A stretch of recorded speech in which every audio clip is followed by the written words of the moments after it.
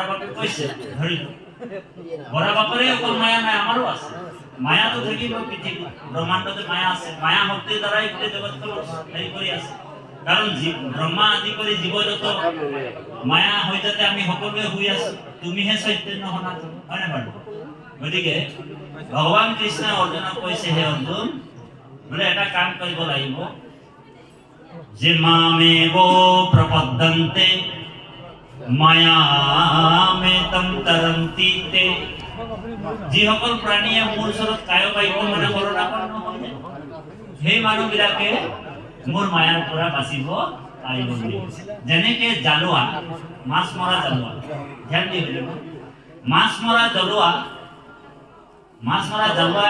নদীত নামি গ'ল জালখন লৈ ধৰি লওক জালখন লৈ যেতিয়া নদীত নামি গ'ল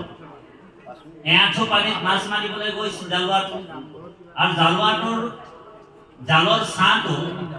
এনেকা ছাঁটো চাই কিনি যিবিলাক মাছে পলাব বিচাৰে সেই মাছবিলাক সেই জালটোত ঢাক খাই যাব হৰি ৰাম ফচি যাব নাই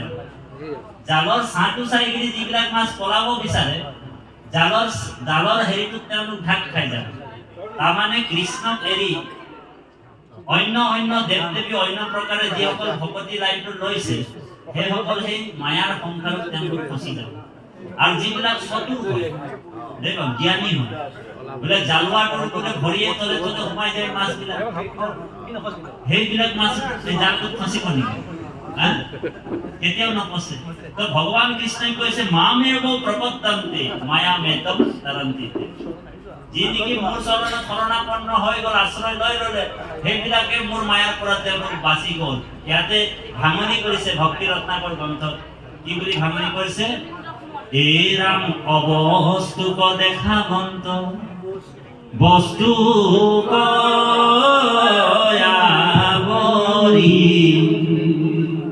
এহি হে মোহৰ মায়া জানানি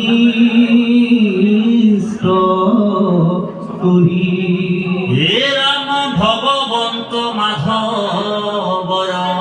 অভয় শৰণে হৰণে পখিলা যিটো কায়বাৰিক মনে ঈশ্বৰ মাধৱ তাংক কৰিল তদায়া তৰয় দুৰ্ঘুৰ ইটো ঈশ্বৰ মায়া গতিকে আপোনাৰ হওক বা আমাক মায়াৰ পৰা উপায় পাবৰ কাৰণে তৰণৰ কাৰণে উপায় ভগৱন্ত নিজেই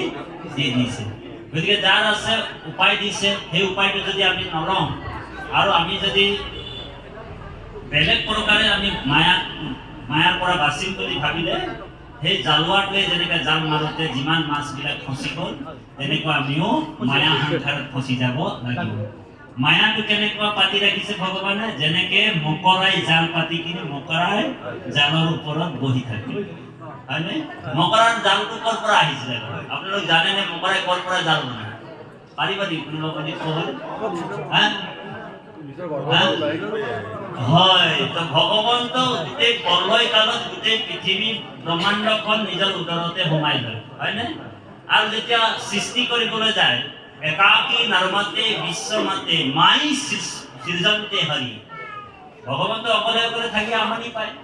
তো ভগৱান চাই যে এতিয়া আৰু মই সৃষ্টি কৰি লোৱাই ভাল তো এই গৰ্ভৰ পৰা উদৰৰ পৰা প্ৰথমে কটাক্ষতে তাৰমানে প্ৰকৃতি দেৱীক সৃষ্টি কৰে আপোনালোক জানে বাৰু মায়া সৃষ্টি কৰে আৰু মায়াক তেওঁ বৰ বীৰ্য ধান কৰে আৰু সেই মায়াৰ শক্তিৰ পৰাই তিনিটা শত ৰজতম তিনিগুণ সৃষ্টি হয় আৰু সেইবিলাকক দায়িত্ব দিয়ে এনেকুৱা আপোনালোক ভাগৱতত আছে আপোনালোক ভালকৈ পঢ়িলে পাই যাব বাৰু এতিয়া আমি আকৌ কপিল চৰিত্ৰত আহি যাওঁ অকণমান পাঠৰ মাজত সোমাই যাওঁ ইয়াৰ পিছত আমি এটা কাহিনী ক'ম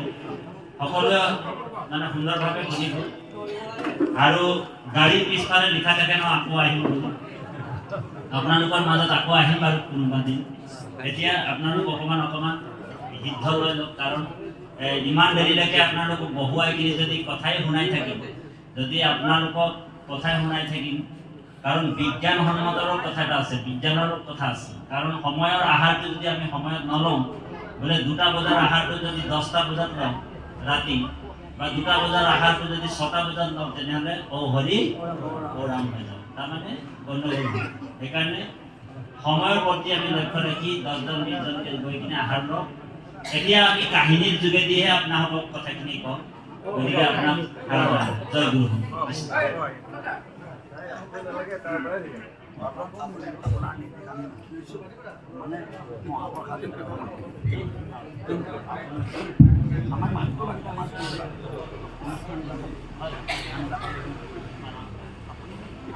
মোৰ যিটো প্ৰশ্ন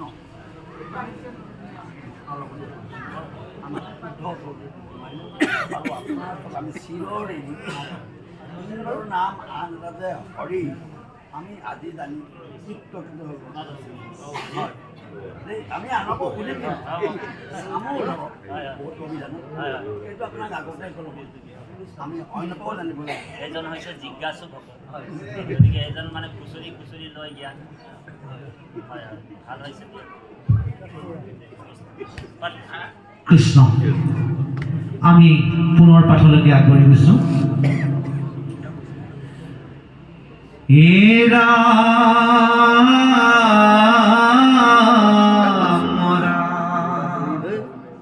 এতে ঘটে জ্ঞান ভক্তি দুতয় যুগত, একে ভগবন্ত প্রাপ্তি হয় অন্তত। যদি বলো জ্ঞান যুগে আত্মা লাভ হয়, অভজনীয় ঈশ্বৰক ভক্তি হে পাৱয়। কেমনে বুলি না দুইৰো একে ফল হয়, দৃষ্টান্ত সহিতে শুনা ইহাৰ নিৰ্ণয়। রাম যেন এক দুগ্ধক নেক ইন্দ্রিগণ, অনিজ গুণ অনুসারে কর গ্রহণ। চক্ষুয়ে দেখয় শুক্ল জিভায়ে মধুর,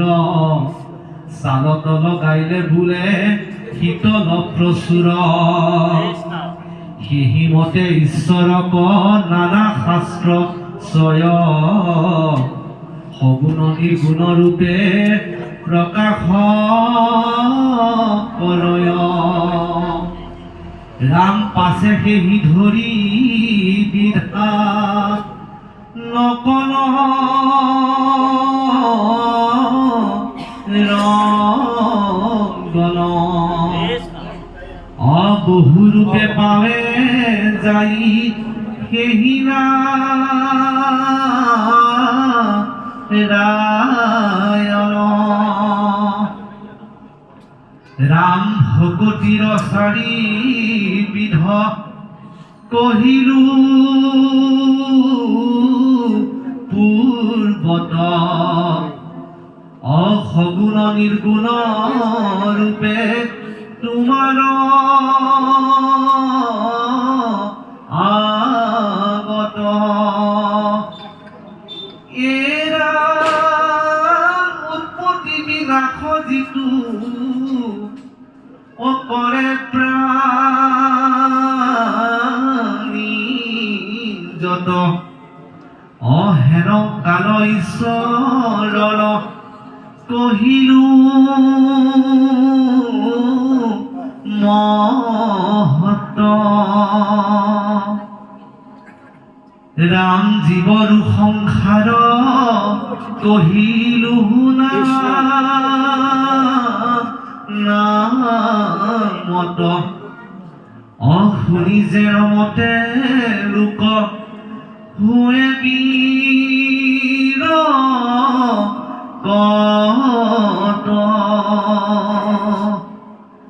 ৰাম কহিলু তোমাক ইটো